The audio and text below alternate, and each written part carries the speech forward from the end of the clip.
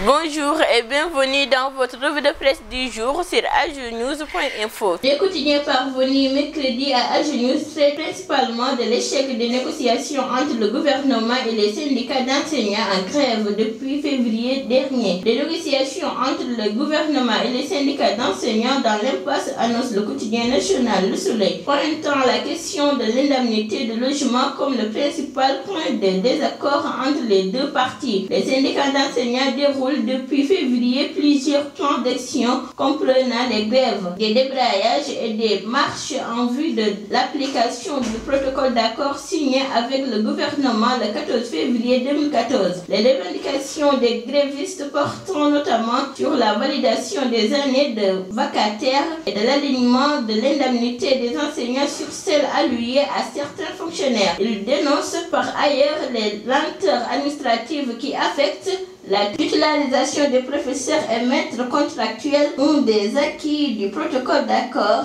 les liens au gouvernement. Seulement des négociations entre le gouvernement, le grand cadre des syndicats d'enseignants et le grand unitaire syndicat des enseignants du moyen secondaire ont enregistré leur énième échec à l'issue de la dernière séance mardi, renseigne Sud Quotidien. Les enseignants ont une nouvelle fois demandé à consulter leurs bases respectives ayant de se prononcer sur la suite à donner à leur mouvement de grève aux grandes dames du gouvernement qui ne cache plus son ras-le-bol, explique le quotidien Enquête. Courroucé par la radicalisation des enseignants, l'État fait dans la menace le ministre de la fonction publique, de la rationalisation des effectifs et du renouveau du service public, Viviane Bampassi, demandant à chaque enseignant d'assumer ses propres responsabilités, rapporte Walfadjri.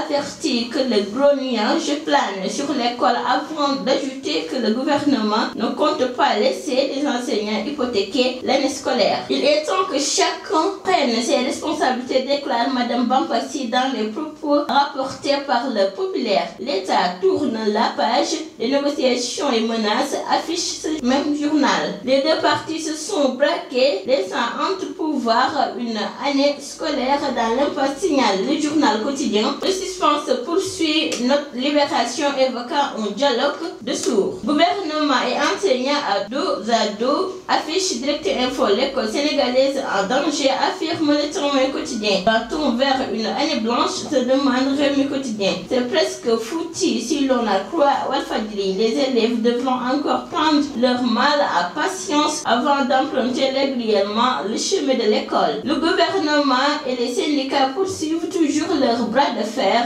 conclut ce journal. C'était tout pour votre revue de presse du jour. Merci et bonne lecture.